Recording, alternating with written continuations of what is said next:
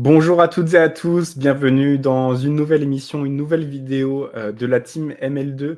Ravi de vous retrouver pour ce nouveau podcast, cette nouvelle émission débrief de du huitième tour, pardon, pas huitième journée, le huitième tour de la Coupe de France qui vient de s'achever ce dimanche et on a eu effectivement le tirage au sort dans la foulée au Parc des Princes, voilà, avec l'entrée en lice des équipes de Ligue 1 entrant en deuxième de finale. Alors voilà, il y a des équipes qui auront un petit challenge devant elles, d'autres qui ont hérité de tirages un peu plus simples sur le papier pour poursuivre leur aventure. Avant ça, on va parler bien sûr des résultats de ce huitième tour avec deux de nos pensionnaires de Ligue 2 qui nous ont quittés un petit peu prématurément. C'est un petit peu moins qu'au tour précédent. On rappelle que dès le vendredi, au septième tour, il y avait déjà 3 clubs de Ligue 2 éliminés sur les 3 qui étaient entrés en lice. Donc là, voilà, on a un petit peu moins de casse, mais quand même quelques défaites décevantes pour certains clubs de Ligue 2 dont on va parler dans quelques instants. Je suis accompagné de mon collègue et confrère sur malique2.fr, Étienne Comte. Salut à toi, Étienne. Bonjour Julien, bonjour à tous, ça va? Ouais, ça va super bien, effectivement. Week-end Coupe de France, ça fait toujours, comment dire, ça passionne toujours autant les gens, hein. On pourrait se dire, ouais, des fois, il y a des gens qui sont un petit peu lassés du football, la LFP, les droits TV, tout ça, ça avait un peu saoulé tout le monde. Mais on voit, que ce soit au niveau des audiences, au niveau des interactions aussi qu'avec vous sur les réseaux sociaux, que vraiment, ça fait parler positivement la Coupe de France et que toute la magie, tout le charme de cette compétition n'est pas morte, quoi. N'est pas mort, en tout cas, Étienne. Je sais Ouais, pas si tu ressens la même chose que moi, mais j'ai l'impression que les gens aiment toujours autant la compétition. mais c'est vrai que finalement ça se ressemble toujours un peu d'une année à l'autre, mais finalement, bon, ça concerne pas toujours les mêmes équipes, donc il y a toujours des petites sensations qui reviennent et qui font plaisir. Et bon, on espère que ça se traduira en audience au prochain tour, puisque c'est seulement le prochain tour qui sera diffusé sur beIN Sport.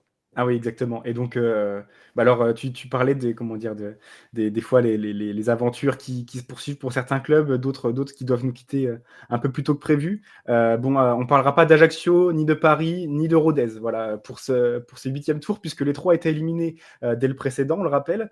Par contre, on va bien parler des 15 autres clubs de Ligue 2 qui étaient qualifiés, dont voici les résultats du vendredi soir et du samedi. Alors, il y avait 3 matchs le vendredi. C'était l'US Raon l'Étape contre le FC Metz. Metz qui s'est qualifié vraiment sur le fil, 1-0 contre une N3.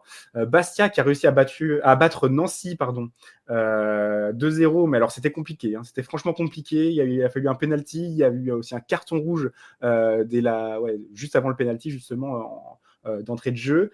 Nancy s'est bien battu, a bien riposté, mais a finalement dû s'incliner 2-0 avec un doublé de Boutra. Je vais peut-être accélérer un petit peu pour les prochains. Je commence déjà à élaborer alors qu'on va en parler après. Calais-Beaumarais R1 qui s'est incliné 3-0 contre Amiens. Et ensuite, les matchs du samedi, Caen contre Bolbec, un 6-0 pour le Stade Malherbe à domicile, match un peu particulier. L'US Monnaie qui s'est incliné 5-0 contre Lorient. Et là, ensuite, on a commencé à avoir un petit peu peur pour nos autres clubs de Ligue 2. Alors déjà, il y a Laval qui n'est passé qu'au tir au but contre Concarneau de partout. C'était le score à la fin du temps réglementaire. Angoulême qui a emmené Clermont un peu en ce retranchement, 2-1 pour les visiteurs clermontois. Aubervilliers-Dunkerque, 0-2, mais alors ça s'est joué aussi sur les dernières minutes. Le FC 93, c'est Bobigny. Alors c'est une entente entre trois communes de Seine-Saint-Denis, j'ai oublié, mais en tout cas, il y a Bobigny dans le lot, qui a battu le Red Star FC au tir au but de partout à la fin du temps réglementaire, 4-2 au tir au but. Et Pau aussi qui s'est incliné à Saint-Philbert de Grandlieu, voilà, 1-1 à la fin du temps réglementaire et 4-1 au tir au but avec des Palois qui se sont vraiment ratés un petit peu pendant leur séance. Et ensuite, Annecy aussi a dû en passer par les tirs au but. Victoire 6-5 chez Jura Sud, un club de N2 qui avait fait 0-0 dans le temps réglementaire. Donc Grenoble s'est passé tranquillement contre Istres, 4-0.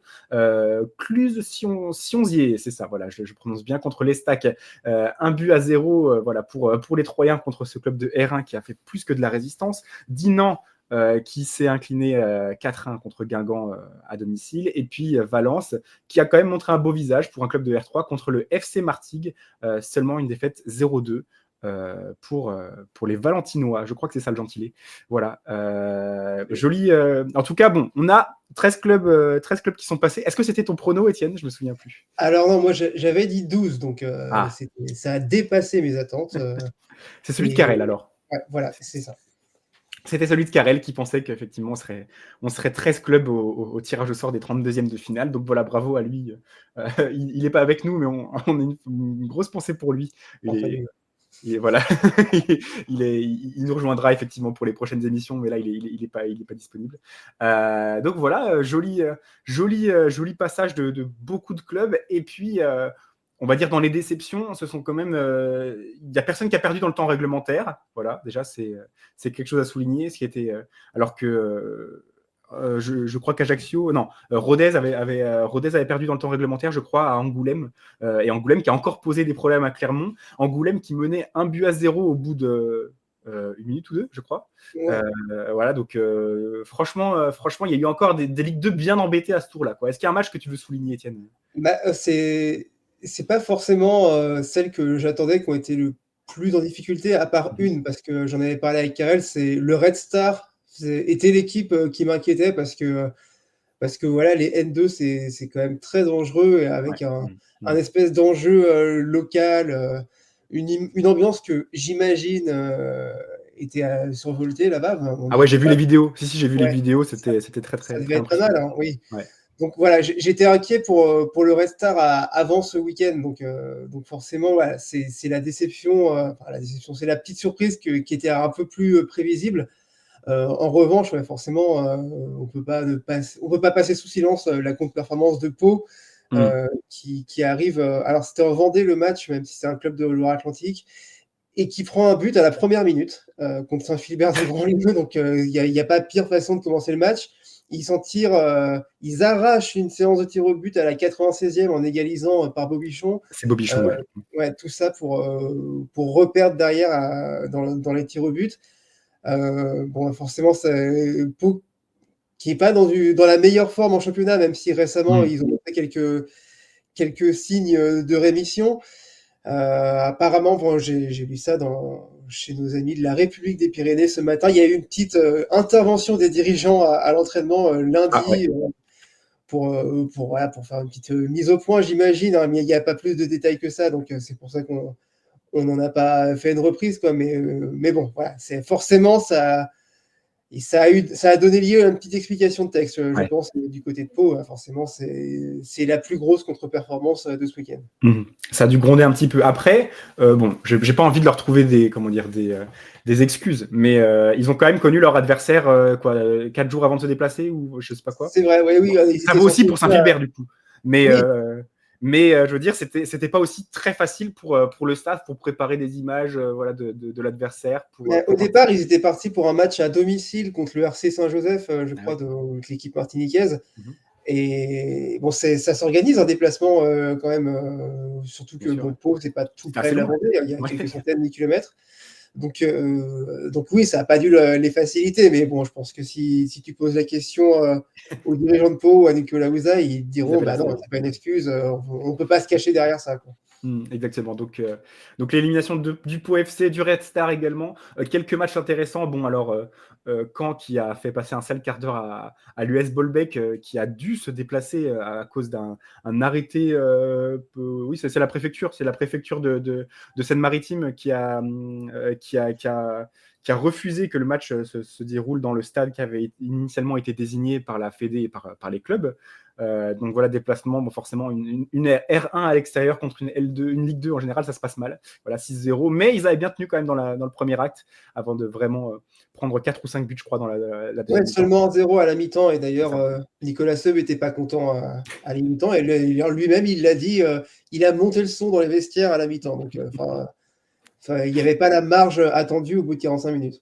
Ouais, c'est ça. Alors que je crois que Lorient menait déjà 3-0 à la pause contre l'US Monnaie. Ça se passait très, très bien. Ouais, on a parlé de quel match Raon l'étape Metz, voilà, c'est un match aussi. Moi, je m'attendais à voir les Grenats mis en difficulté, forcément, mais pas à gagner seulement 1-0. Alors, je crois qu'il venait juste avant la pause. Je vais vérifier parce que on doit avoir la feuille de match là-dedans. Mais je crois qu'il venait juste avant la pause. Oui, à la 34e but de Deminguet, c'est ça. Ils ont effectivement mené juste avant la pause, mais c'est quand même pas brillant pour les Messins qui, en fait, ils sont pas trop en retard en championnat et ça c'est bien quand même. Mais ils ont pas pris d'avance. Ils ont pris d'avance nulle part. Ils ont vraiment pas de marge en fait. Moi, je m'attendais à voir un FC Metz, en plus, qui a gardé certains aliments vraiment intéressants, même si forcément Mikotadze, Camara sont partis, mais je m'attendais à voir Metz un peu plus convaincant cette année. En Coupe de France comme en Ligue 2, ça passe, mais c'est rarement extrêmement convaincant quand même jusqu'à ce stade. Est-ce que tu es d'accord avec moi? Oui, je suis d'accord, mais forcément, quand tu compares Metz à Lorient et au Paris FC, tu es obligé de remarquer qu'il y a un petit déficit de qualité offensive. Là, Sabaly était laissé au repos, je pense, pour ce match. Et tu te rends compte que les amis Sané et Lisor, ça marque pas beaucoup, quoi. Ça marque pas beaucoup en Ligue 2 et forcément en Ligue de France, en Coupe de France non plus. D'autant que Diallo n'est pas dans sa meilleure forme. Hein. C'est pas vraiment le Diallo qu'on voyait il y a 2 ans quand Metz avait fait sa montée. Donc forcément, quand Sabaly est là, l'attaque est un peu dépeuplée. Tu es obligé de te remettre au milieu de terrain à Hein, qui est toujours très bon, et à Deminguet qui a marqué son premier but de l'année. Donc peut-être que ce sera un sujet sur lequel se penchera le FC Metz au mercato qui sera dans un mois. Donc s'ils en ont les moyens, bien sûr. Donc ce sera à surveiller, parce que là, ouais, c'est un petit peu en dessous des attentes. Ouais, tout à fait. Et d'ailleurs, aucun des 3 matchs vendredi n'a été vraiment, comment dire, n'a vraiment penché que d'un côté. Hein. On parlait tout à l'heure de Bastia-Nancy avec l'expulsion alors je crois que c'est Bokangou, l'attaquant nancéen qui arrivait de N2 cet été. C'est Bokangou, c'est ça, à la 7e, expulsé à la 7e, le penalty dans la foulée de Boutra. Bon voilà, il n'y a pas eu photo dès le début, mais par contre, ensuite on a vu des Nancéens qui ont été très menaçants, notamment sur corner, sur coup de pied arrêté, beaucoup de situations sur lesquelles Johnny Placide a été mise à contribution, sa défense aussi. Donc j'aimerais souligner d'abord le fait que Nancy est une très très belle équipe de nationale. Ils ne sont pas leaders pour rien, qui sont beaucoup investis au mercato. Alors autant parfois on a pu voir des supporters à se plaindre, et à raison je pense, du fait que les dirigeants n'investissaient pas assez dans la formation et justement avaient refusé, je crois, la montée de leur équipe qui avait fait finale de Coupe Gambardella. Leur équipe jeune, ils avaient refusé leur montée en U19 nationaux. Ils sont restés dans la catégorie régionale. Et tout ça un petit peu pour mettre un peu plus de budget dans l'équipe première. Pour l'instant, ça paye. Et on voit effectivement les fruits récoltés par les Nancéens, qui arrivent à bien embêter une équipe de Bastia à 10 toute la rencontre. Bastia qui mettra le 2e but par Boutra dans les 80 ou 78e minutes, je crois, en fin de rencontre. Donc c'était pas du tout une promenade de santé pour Bastia, qui a eu du mal et on voit quand même il y a un manque de confiance de ces Bastiais-là qui n'ont pas gagné aussi depuis longtemps en championnat, dès que le niveau est rehaussé, parce qu'il y avait une belle victoire contre Frémin à l'extérieur, mais c'est un club de R1 en Coupe de France au tour précédent. Mais on voit que dès que le niveau est rehaussé, et Nancy est pratiquement une équipe de Ligue 2 à ce stade, vu la qualité de leur effectif, on voit que ça devient quand même très très poussif. Faut souligner quand même que c'est à domicile mais à huis clos, voilà, un match à huis clos avec des supporters qui ont attendu pour faire la fête à la fin de la rencontre, qui ont attendu leurs joueurs pour les célébrer. Bastia sera en 32e de finale, et d'ailleurs on verra juste après, ils ont un tirage très intéressant au prochain tour. Et puis pareil pour Amiens, ça n'a pas été facile du tout. Victoire 3-0 contre Calais-Beaumarais au stade de l'épopée, hein, je crois, de Calais. Ouais. Et franchement, c'est l'autre Calais qui joue au stade de l'épopée, non? Ouais, mais là, ils ont. Oui, pour recevoir Amiens, c'est ça. C'est ça. Oui, non, mais forcément, il y avait une affiche un peu plus intéressante, donc ils ont mis dans le grand stade. Et franchement, première mi-temps, Calais fait, je ne vais pas dire exactement jeu égal, mais en tout cas, Amiens n'a pas beaucoup d'occasions à se mettre sous la dent en première mi-temps, et ça s'est décanté un petit peu après la pause, avec les changements d'Omar Daf notamment, mais voilà, c'est 3-0 qui est beaucoup moins large qu'il n'y paraît, et avec une première mi-temps inquiétante d'après l'entraîneur amiénois. Donc quelques matchs un petit peu poussifs pour commencer avant les larges victoires de Lorient et de Caen. Laval contre Concarneau, on va en parler aussi de ce match. C'est Olivier Frappoli qui disait que c'était une faute professionnelle carrément. Faute professionnelle d'avoir concédé le but de l'égalisation. Le seul Concarnois dans la surface de Laval, c'est Guillaume Janez à la 94e minute. le défenseur central, capitaine, bon voilà, tout ce que vous voulez, c'est l'icône du club, qui est dans la surface et qui, sur presque une contre-attaque, alors que le Stade Lavallois perd le ballon, qui est là pour pousser le ballon au fond des filets sur un centre. Bon, une situation qui est absolument... qui ne doit jamais arriver quand tu mènes 2-1 contre un adversaire, certes un adversaire de national qui est compétent et qui joue aussi pour la remontée en Ligue 2, mais jamais ça doit se produire comme ça quand tu as le contrôle des débats et que voilà.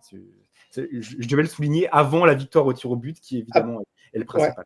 Ouais. Bon, c'est vrai que c'est toujours fâcheux d'encaisser une égalisation si tard dans le match, mais il ne faut pas passer sous silence non plus le premier but qu'encaisse Laval, où c'est un ballon complètement en cloche au second poteau et un défenseur dont je ne me rappelle plus exactement qui c'est, qui se trouve complètement.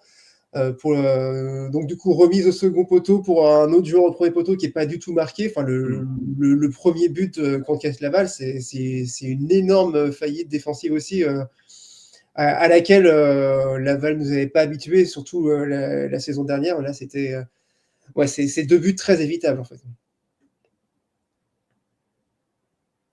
J'avais désactivé mon son. 2 buts très évitables, effectivement, avec, on le rappelle quand même, un but très joli quand même de Titouan Thomas à la 85e. On croit que c'est celui de la victoire.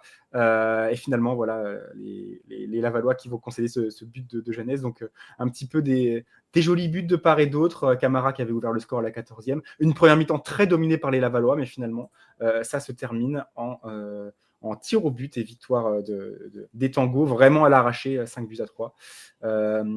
Clermont-Angoulême, voilà, ça c'est le match dont on parlait. Angoulême qui a à nouveau posé des problèmes à un club de Ligue 2. Et avec l'ouverture du score de Castera à la 3e minute, alors désolé, je ne connais pas ce joueur, mais Castera qui n'est pas du tout, à mon avis, lié à l'ancienne ministre. À la ministre, non, je ne pense pas. je pense pas qu'il est... Mais par contre, on a vu la faute de Bentaillou qui, je crois, est sur Mehdi Babou, je ne suis pas certain.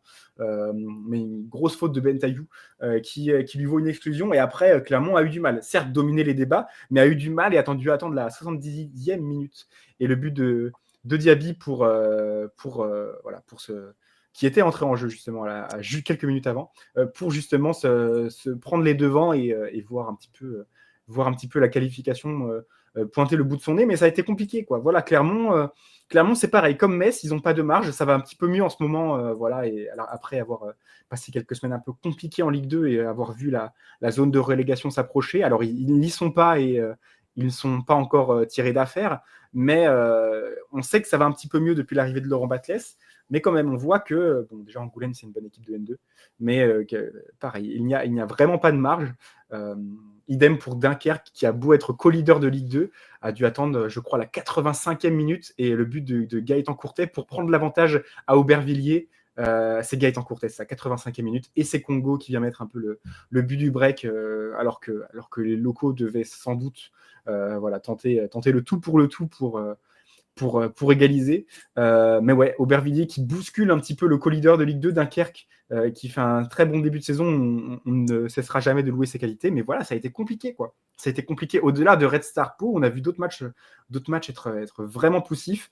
Je crois que tu étais aussi sur le live, Étienne, sur Jura Sud Annecy. Il s'est vraiment pas passé grand-chose, quoi.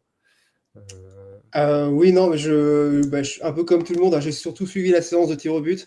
Ce qui est souvent le plus intéressant avec Annecy en Coupe de France, parce que depuis 2021, ils n'en ont pas perdu une. Ah oui, c'est vrai, j'avais pas vu cette stat. Ah oui, c'est fort. Avec Thomas Callens, qui est devenu un spécialiste très fort. Du niveau de Landreau, hein, non, peut-être pas non plus, mais non, mais en tout cas, il a beaucoup de réussite dans cet exercice. Je crois vraiment qu'Annecy a abordé cette séance dans la plus grande sérénité, parce que forcément, quand tu as une grande confiance en ton gardien, les tireurs, ils vont aussi avec peut-être plus des contractions, même si là, en l'occurrence, il n'en a pas arrêté beaucoup, puisqu'il y a eu un seul échec pour Jura Sud. Mais bon, ça passe comme à chaque fois pour Annecy. Donc c'est ça. C'est ça. Ça ne doit rien au hasard, c'est certain.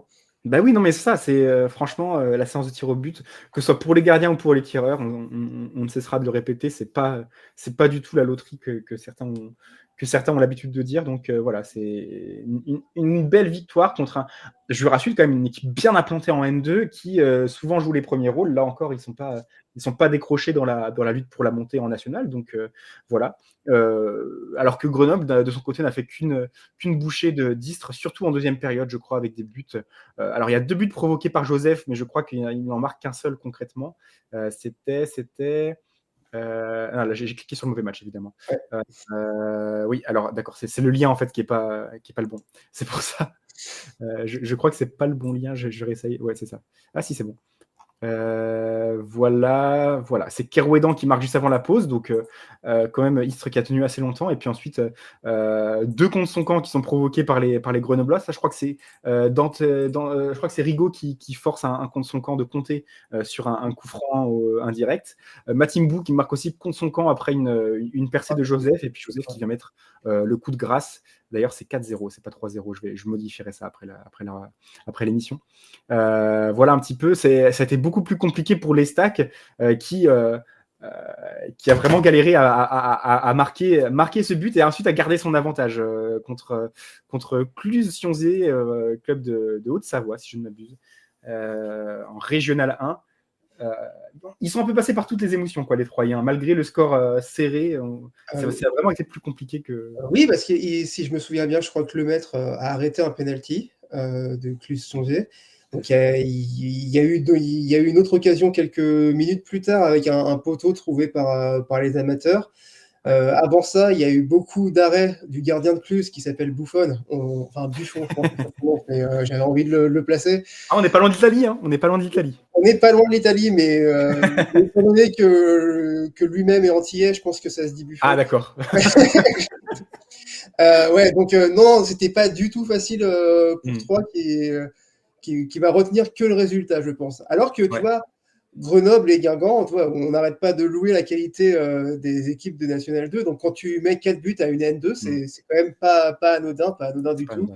Et surtout pour un joueur comme Lenny Joseph à Grenoble, qui est un bon joueur, hein, on le dit toujours, mais qui fait pas assez de stats. Donc, le fait qu'il marque un but et demi ou 2 buts, suivant si on l'accorde ou pas le premier, je pense que c'est assez important pour lui et c'est assez important pour Grenoble de se remettre dans une dynamique un peu plus réjouissante là, parce que bon, ça fait quelques moments que ça fait du surplace. Dernière chose avant de passer sur les 2 derniers matchs, en effet, Cluse qui a quand même eu un penalty arrêté par c'était Bobby Alain dans les cages ou alors c'est raté. Non, c'est 3 pardon. C'était arrêté par le maître. C'est ça, arrêté par le maître. Et puis un poteau aussi qui a été touché par Cluse-Sionzier.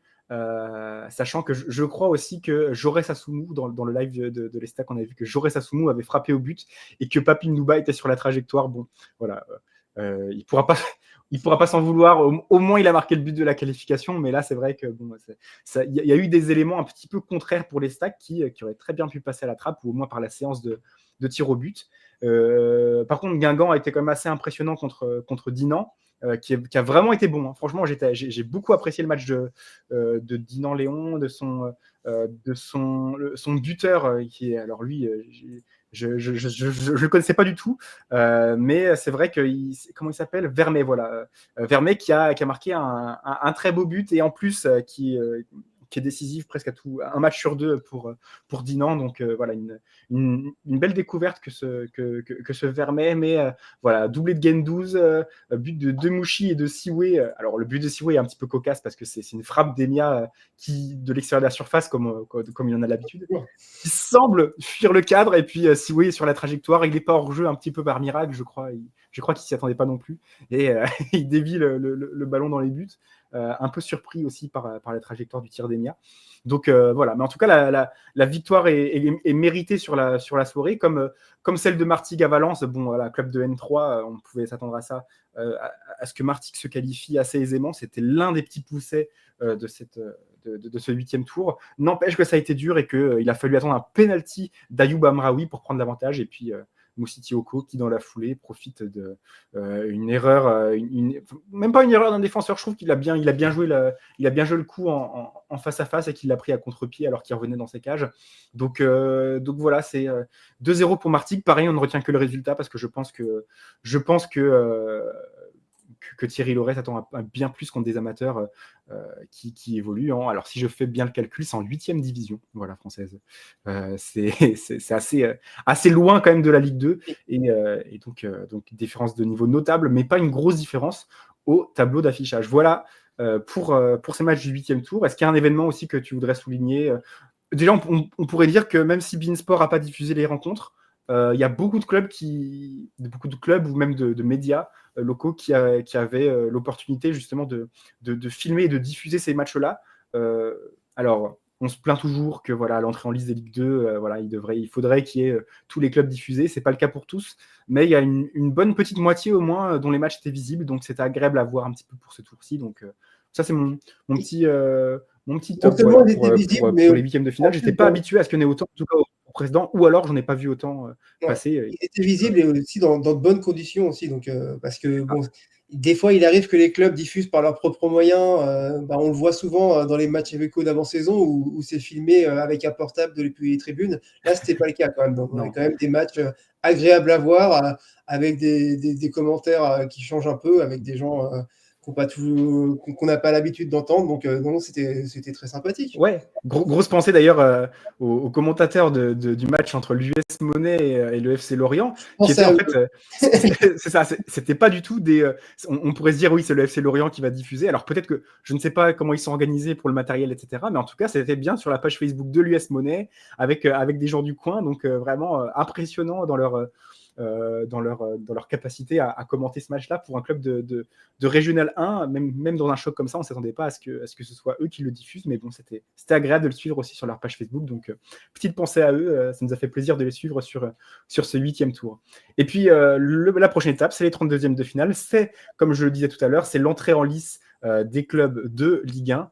Il n'y a pas beaucoup de clubs de Ligue 1 qui sont tombés d'ailleurs sur des clubs de Ligue 2 en 32e, mais on a quelques belles affiches. Est-ce que ça se passe? Oui, c'est super.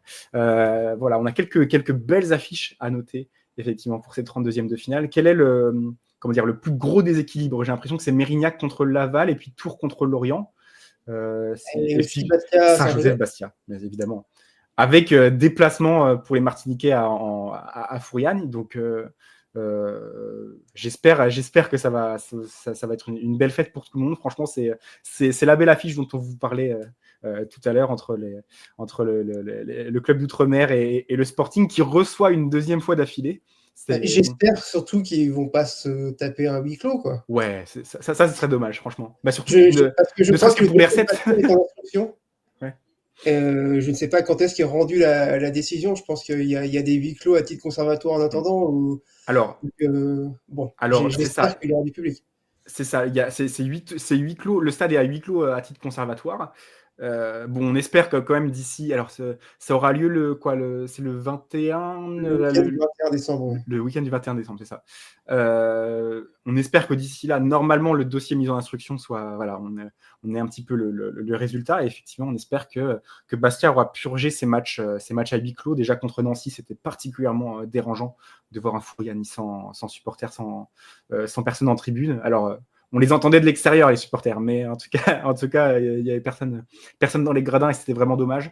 Mais sinon, dans les autres affiches, bon voilà, comment ne pas penser à Auxerre qui reçoit Dunkerque, Auxerre qui est tout simplement champion de Ligue 2 en 2024, et Dunkerque qui est à ce stade l'équipe de Ligue 2 qui a pris le plus de points dans le championnat en 2024. Tout simplement une très très grosse affiche. Voilà, moi je suis très impatient de voir ce match-là entre deux clubs qui jouent très bien. Pareil pour Guingamp-Caen, voilà, match entre voisins, entre poursuivants de Ligue 2. J'ai l'impression qu'ils se jouent tout le temps, Guingamp et Caen, mais c'est sans doute un biais, c'est parce qu'ils sont descendus à 1 an ou 2 ans d'écart et que voilà, ils sont tous les ans dans le même championnat ou presque. Ça fait longtemps, hein. Mais voilà, et Estac-Metz aussi, voilà, dans l'Est. Un joli choc entre clubs de Ligue 2 qui aspirent à terme à revenir en Ligue 1. Peut-être Metz avant les Stacks Sauf si ta prédiction se révèle juste, Étienne, en début de Ouais, saison. pour l'instant, on en est loin. Mais ceci dit, le dernier 3-Metz qu'on avait vu en championnat, c'était il n'y a pas si longtemps. Ouais. L'écart entre les deux équipes n'avait pas été flagrant. On n'avait pas l'impression de voir une équipe du fond du tableau face à une Puis 3 équipe avait du gagné. podium. Oui, c'était serré. Et 3 avaient gagné d'ailleurs. Oui, donc Ouais, c'est ça. C'est ça. Donc, c'est la preuve qu'il y a du potentiel à 3. Après, on verra l'importance qu'ils mettront dans ce 32e de finale ou pas. Voilà. Et les autres matchs, c'est Gaulle FC, donc c'est Chasselet, voilà, Ouais. ça Chasselet, au stade de Ludovic Giuly, si je ne dis pas de bêtises, qui Ouais. reçoit le FC Annecy, l'AS Cannes qui reçoit Grenoble, Sochaux, de club de national et qui est aussi bien parti pour remonter en Ligue 2, qui reçoit le Clermont Foot, une assez belle affiche, le S Taon-les-Vosges qui reçoit Amiens. J'ai l'impression que Amiens, on le voit aussi assez régulièrement en Coupe de France. Peut-être que Ouais, joue des tours. ça m'évoque des souvenirs aussi. Donc, Ouais. mais c'est surtout le Est en les Vosges qu'on voit tous les ans assez loin en fait. Ouais, c'est ça. Bah, c'est ça. Que Oui, ce ils soit jouent des contre Ligue 2 Amiens tous ou les pas, ans. ils sont là tous les ans, quoi. Ouais, c'est ça, c'est ça. Tours, Lorient, on en a parlé, voilà, sacré grand écart. Et j'ai vu aussi un tweet passer, ce sera l'occasion effectivement pour Olivier Pantaloni, mais aussi pour Benjamin Leroy et pour j'ai oublié, il y a une troisième personne qui a joué qui a porté le maillot du Tour FC et qui est du côté de Lorient, et j'ai oublié qui c'était forcément. Bah, c'est peut-être Koscielny. Ouais, c'est Koscielny. Voilà, Ah qui oui, a été au Tour FC, mais bon, il ouais. sera pas sur la pelouse, mais il sera sans doute pas loin effectivement pour passer pour passer le bonjour du côté de son ancien club. Mérignac qui reçoit le Stade Lavallois. Le Puy. Ah non, ça c'est les autres rencontres. Voilà, on est dans les autres rencontres avec les clubs de Ligue 1. Effectivement, il y a des chocs avec Saint-Étienne, Marseille. On a quoi comme. C'est quoi d'autre comme autre match? Lens PSG Ouais, ou PSG Lens, je ne sais plus. ouais, c'est ça. Donc, C'est Lens qui reçoit le PSG, effectivement, en 32e. Donc, quelques jolis chocs aussi également à ce stade. Bordeaux, Stade Rennais. Voilà, j'aime bien aussi cette affiche-là. Moi, je sais pas, ça m'a tout l'air d'un très très bon match. Voilà, même si forcément. ça a donné un peu de baume au cœur aux supporters bordelais, mais j'espère qu'ils pourront organiser cette rencontre dans des conditions à peu près normales, parce que pour l'instant, le Bordeaux a joué ses matchs de Coupe de France à huis clos. Alors je crois qu'ils n'auront plus cette possibilité à partir des prochains tours. Donc est-ce qu'ils pourront avoir le Matmut Atlantique Est-ce qu'ils pourront ouvrir tout le stade Je pense qu'on en saura plus dans les semaines qui viennent, mais un petit avant-goût de Ligue 1 avant de remonter dans 3 ans ou plus pour Bordeaux, ce sera bien sympa. Ouais, c'est ça. Et qu'est-ce que j'avais vu aussi, FC Rouen LOSC. Bon, ça c'est pareil. Rouen, ils ont l'habitude. Ils ont l'habitude de taper des Ligue 1. Ils ont battu Monaco et Toulouse, je ne sais plus dans quel ordre, à Dieulchon l'an dernier. Donc ouais, avant de tomber contre Valenciennes l'an passé. Donc aussi jolie affiche. Et puis l'autre petit pousset, Saint-Denis FC de La Réunion, qui va chez. Alors c'est le SU d'Yves Cabourg, je ne sais plus. Mais bref, c'est une équipe de N3 qui, sur le papier, c'est encore une étape prenable, quoi, pour le club réunionnais. En tout cas, plus facile que pour le RC Saint-Joseph à Bastia. Voilà un petit peu pour les affiches. En se concentrant juste sur les 13 clubs de Ligue 2, Étienne, on ne va peut-être pas donner un prono immédiatement, en tout cas sur le nombre de qualifiés, à moins que tu aies eu le temps d'y réfléchir. Mais en tout cas, est-ce que tu vois déjà des pièges ou alors des tendances qui se dessinent, par exemple, pour un club outsider qui viendrait embêter et éliminer un favori? J'en vois pas énormément. D'accord. Parce que, bon, l'AS Cannes et le Gol FC, c'est pas les équipes qui sont le mieux en point cette année. On se rappelle, le Gol FC qui avait fait des pieds et des mains pour être réintégré en national, comme je pense qu'ils auraient dû l'être, mais bon, sans succès. Ils ont eu quelques problèmes administratifs cette saison, donc ils ont des points à rattraper en championnat. Donc ça va être compliqué pour eux. La SCAN aussi, qui a un projet assez important à long terme. Bon, ça se passe pas comme sur des roulettes pour l'instant. Donc ouais, je parierais peut-être pas sur ces surprises-là. En revanche, Sochaux, je pense que Sochaux peut surprendre Clermont. Et puis évidemment, bon, ben, voilà, qu'Auxerre batte Dunkerque, ce serait assez logique vu ce que fait Auxerre en Ligue 1 depuis quelques Mhm. semaines. Ce serait quand même, assez logique qu'il passe. Et puis enfin, bon, forcément, Guingamp-Caen, il ne peut en rester qu'un. Donc, je pense que ce sera Guingamp. Ok. Je regarde en direct pour voir si Amiens n'avait pas joué effectivement contre l'ES Taon. Parce que j'ai l'impression, dans ma tête, qu'ils ils sont fait déjà éliminer sur ce terrain-là. Peut-être pas en 32e, mais j'ai l'impression, Il y a 2 ans, peut-être. Ouais. ça me parle, mais alors ça me. Je vais C'est un peu regarder. comme les Grenoble-Villefranche, en fait. Ah oui, c'est ça. Il y en a tout le temps. Ouais. Alors, je regarde en live, histoire de pas dire de bêtises. Alors, Amiens, l'an dernier, s'était fait sortir par Montpellier. Tac, tac, tac, tac. Non, Ah ils oui, avaient oui, oui. battu Taon-les-Vosges 1-0 l'an dernier. Voilà, seulement Attends, 1-0. on trouve Amiens pour la 3e fois en 2 ans. Bah oui, oui, oui. C'est fou, On n'a ça. pas rêvé, ils tombent tous. Mais en même temps, c'est dû à la répartition Ouais. géographique du tirage au sort. Alors cette année, il y avait 3 groupes au lieu de 4, donc il y a peut-être un peu plus de possibilités de tomber contre des adversaires différents. Mais oui, forcément, Amiens va jamais se retrouver à Mm. jouer contre Canet en Roussillon en 32e. En fait. Oui, bah c'est le plus logique en tout cas. Et effectivement, donc l'an dernier, Amiens avait gagné 1-0 contre Taon-les-Vosges, mais l'année précédente, enfin c'était toujours en 2023 puisqu'il s'agissait des 32e de finale déjà à l'époque, le 7 janvier 2023, il y avait eu un Taon-Amiens qui avait fini sur un 0-0 alors que le club amateur était réduit à 10 avant la mi-temps. Et puis le Taon-les-Vosges qui bat Amiens au tir au but. Voilà, c'est ce qui s'est passé avec des ratés de Bandé et Diabaté. Voilà, c'est pour la petite anecdote côté amiénois. Voilà un petit peu donc une affiche à surtout pas sous-estimer puisque en 2 rencontres, en 2 confrontations, Amiens n'a été capable de marquer qu'un seul but contre l'ES Taon. Voilà, on espère qu'effectivement cette fois-ci un petit peu plus de réussite aux Amiénois et que ce soit un peu plus une victoire un peu plus large, et puis qu'un maximum de Ligue 2, évidemment, de clubs de Ligue 2 passeront. Moi, je mettrais bien une petite pièce sur Dunkerque en Ménocé au tir au but. Après, je ne sais pas trop où est-ce que ça pourrait aller, mais Dunkerque m'a suffisamment impressionné cette année en Ligue 2 pour me dire que si Auxerre fait un tout petit peu trop tourner, bon, ce qui est pas certain vu qu'il n'y a pas de match après, hein, ce sera la trêve directement Ouais. après. Voilà, que Dunkerque, en tout cas, embête bien les hommes de Christophe Pélissier, qui effectivement font un très bon parcours en Ligue 1 cette saison. Mais attention quand même, attention au co-leader de Ligue 2 qui peut encore une fois faire la surprise. Et puis voilà, je suis d'accord avec toi pour le fait que Sochaux, moi je les mettrais même en favori contre Clermont. Voilà, je l'annonce. À domicile, voilà une jolie petite affiche comme ça avant Noël. Je vois les Sochaliens favoris. Voilà. Parce qu'il ne doit pas y avoir un grand écart de niveau entre Clermont et Sochaux à l'heure actuelle, sachant que Clermont Foot, leur projet, c'est de remonter, certes, mais c'est avec beaucoup de jeunes, beaucoup de joueurs un peu prometteurs pour l'avenir, à intégrer au fur et à mesure dans l'effectif professionnel.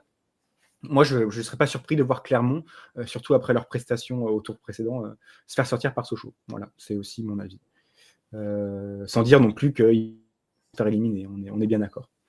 Voilà, voilà un petit peu pour nos pronos pour la fin de ce tirage des 32e de finale de la Coupe de France. Très impatient. Pour une fois, ça se passe avant Noël, donc voilà, j'ai hâte de voir ce que ça va donner exactement.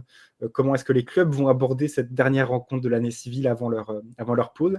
Et puis voilà, merci à toi, Étienne, de m'avoir accompagné pour cette émission qui a été un peu plus longue que les dernières, mais bon, en même temps, quand il y a beaucoup de choses à dire, ça fait plaisir aussi de s'attarder un petit peu. Et puis voilà, merci à tous d'avoir suivi cette nouvelle émission. On se retrouve la semaine prochaine pour le débrief de la 15e journée de Ligue 2. En attendant, merci à tous, passez une très bonne semaine et à très bientôt. Salut! Salut!